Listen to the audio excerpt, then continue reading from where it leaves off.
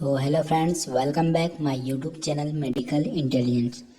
तो हम पढ़ रहे हैं management and disorders of year के डिसऑर्डर्स और ईयर के जो कॉम्प्लिकेशंस होते हैं सारे कुछ पढ़ रहे हैं। तो सबसे पहले यहाँ पर ईयर डिसऑर्डर के अंदर हमने जो पिछला टॉपिक पढ़ा था वो पढ़ा था ओटाइटिस मीडिया। ओटाइटिस मीडिया क्या होता है और कौन कौन सी इसमें जो है कि केयर करनी पड़ती है नर्सिंग केयर प्लान की, तो वो यहाँ पर डिस्कस करने वाले हैं। ओटाइटिस मीडिया में कौन कौन से केयर प्लान बन सकते हैं नर्सिंग केयर प्लान। तो यहाँ पर देख सकते हो कि इसके अंदर जो पेन होगा, यानी कि ओटाइटिस मीडिया के अंदर जो पेन होगा, ईयर पेन जो होगा, उसके ऊपर जो है कि केयर प्लान बन सकता है। तो किस प्रकार से केयर प्लान बन सकता है? तो पेन एंड सर्जिकल इंसिजन। तो सर्जिकल इंसिजन जो होगा जिसके कारण क्या होगा कि पेन होगा, तो इस पेन को रिलीव करने के लिए यहाँ पर केयर प्लान प्रोवाइड किया गया है। तो nursing diagnosis to relief pain. Nursing diagnosis के अंदर जो आएगा हमारा पेन रिलीफ, क्योंकि हम जो पेन को रिलीफ कर रहे हैं तो हमारा डायग्नोसिस बनेगा रिलेटेड टू पेन या रिलीफ टू पेन। तो यहाँ पर फिर हम नर्सिंग इंटरवेंशन, तो नर्सिंग इंटरवेंशन के अंदर provide come and comfortable and well is ventilated environment. तो यहाँ पर पेशेंट को हम कंफर्टेबल प्रोवाइड करेंगे और वेंटिलेटर इन्वायरमेंट प्रोवाइड करेंगे। प्रोवाइड कंफर्टेबल पोजीशन, तो पेशेंट को कंफर्टेबल पोजीशन प्रोवाइड करेंगे। एडमिनिस्टर करेंगे एनाल्जेसिक ड्रग्स जो कि पेन किलर होते हैं, एक्सीटोमोफिन और प्रिस्क्राइब्ड बाय डॉक्टर, जो डॉक्टर प्रिस्क्राइब करेंगे। Provide continuous are to the patient, तो प्रोवाइड करेंगे पेशेंट को continue care. Allow only family members to stay with the patient, तो पेशेंट को केयर अलाउ करेंगे family member. Provide emotional support to the patient, तो patient को psychological support and emotional support provide करना है patient को। Use following non पे pharmacological measures also is relief pain. तो फार्मोलॉजिकल जो है कि रिलीफ पेन वाले यहाँ पर जो है कि प्रोवाइड करेंगे। Listening, reading book and magazine, watching TV ECG. तो नॉन फार्मोलॉजिकल जो है कि ये हम प्रोवाइड करेंगे। यहाँ पर जो है कि टीवी देख सकते हो और यहाँ पर बुक पढ़ सकते हो और लिसनिंग कर सकते हो, क्या कोई भी ऑडियो बुक सुन सकते हो। और फिर एवोल्यूशन क्या में जो है कि परिणाम मिलेंगे, तो पेन रिलीफ के लिए patient gets relief from pain. Patient इस प्रकार से जो है कि पेन से रिलीफ हो सकता है। फिर सेकेंड हमारे यहाँ पर जो है कि सब्जेक्टिव डाटा रहेगा। सेकेंड हमारा impaired perception of the auditory sensation right related RT यानी related to disease process। तो यहाँ पर क्या है कि परसेप्शन पेशेंट को सुनाई दे रहा है या नहीं दे रहा है उसके ऊपर, या सेंसेशन हो रहा है नहीं, इसके ऊपर यहाँ पर केयर प्लान बनाएंगे।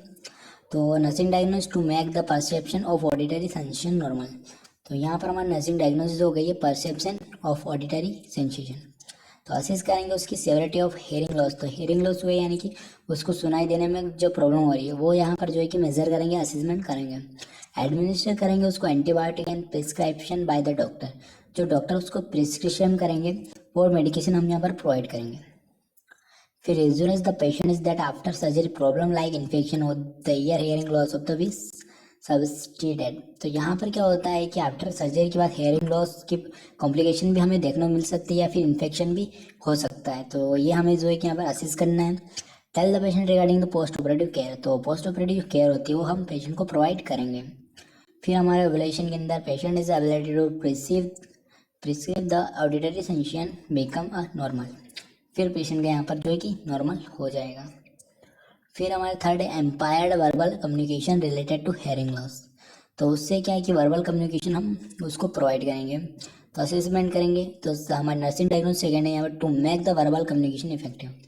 तो हमारी वर्बल कम्युनिकेशन इफेक्टिव होनी चाहिए, वो यहाँ पर नर्सिंग डायग्नोसिस है। Assess the type and severity of the hearing loss.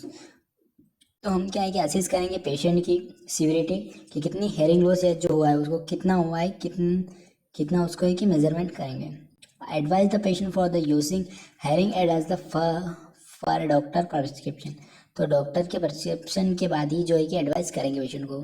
Following measures should be used to make the communication effective, maintain eye to eye contact while talking with the patient, use simple language and small sensation.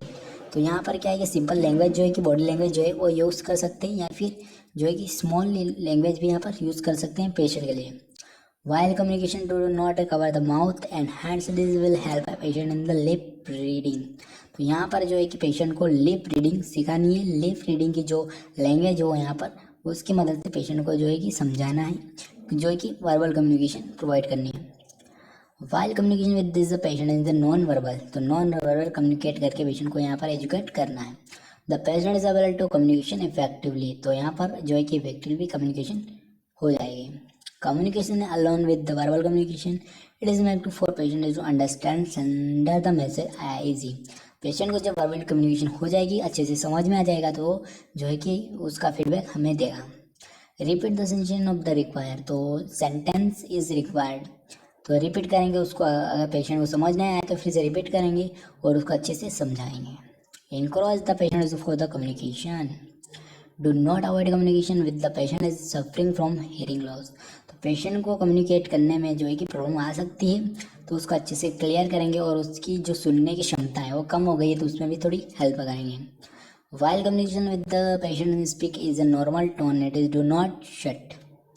Patient जो है speak करेगा normal tone की मदद से, जो है कि speak करेगा.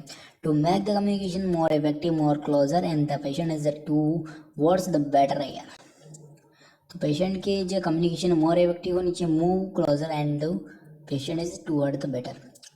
Reserves the patients and provide emotional support. तो पेशेंट को क्या है कि psychological support and emotional support जो है कि प्रोवाइड करना है.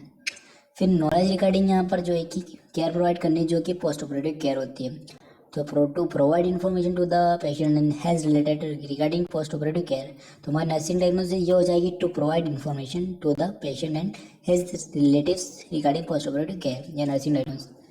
फिर assess the knowledge level of the patient. तो पेशेंट को असेस करके उसको नॉलेज प्रोवाइड करना है उसके अकॉर्डिंग जितना उसका लेवल है.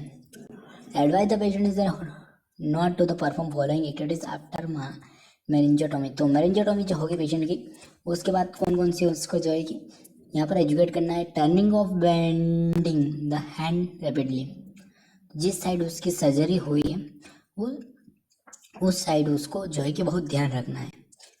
Performing स्टर्नियस activities.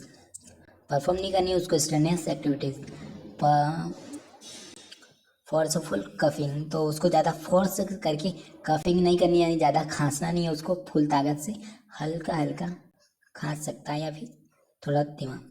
Drinking with the स्ट्रो. तो ड्रिंकिंग जो करनी है उसको बहुत ही स्लो करनी है, बहुत ही आराम से करनी है. Air travelling. तो एयर ट्रेवलिंग से उसको बचना है ताकि उसकी हेयरिंग लॉसेस में ना हो सके और कोई प्रॉब्लम ना आए.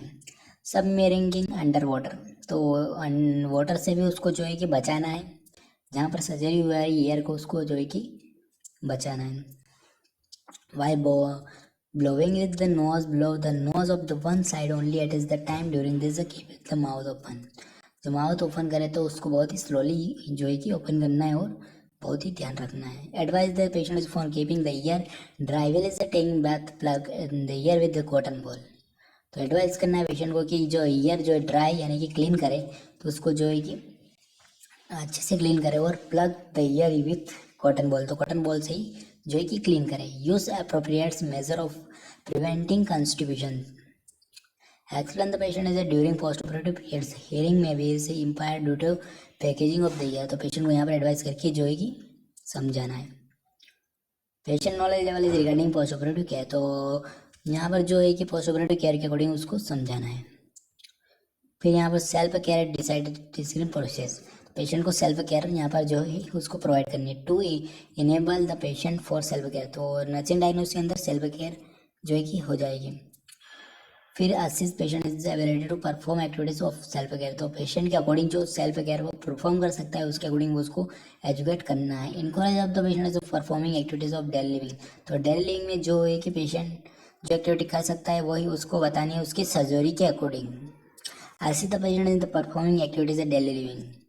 Encourage the patient to increase activity level regarding to as per his tolerance. Advise the family member to help the patient is performing activities to daily living. तो पेशेंट के अटेंडर्स को भी जो है कि एडवाइस करना है कि उनकी हेल्प करे डेली एक्टिविटीज़ में. Patient self care is ability to improve. तो पेशेंट की जो सेल्फ केयर जो एबिलिटीज़ है वो इम्प्रूव हो गई. तो यहाँ पर हमारे जो ओटाइटिस मीडिया का जो केयर प्लान होता है वो कंप्लीट हुआ। अगले टॉपिक में हम पढ़ेंगे फॉरेजन बॉडीज इन द ईयर। तब तक के लिए वीडियो लाइक करिए, चैनल को सब्सक्राइब करिए।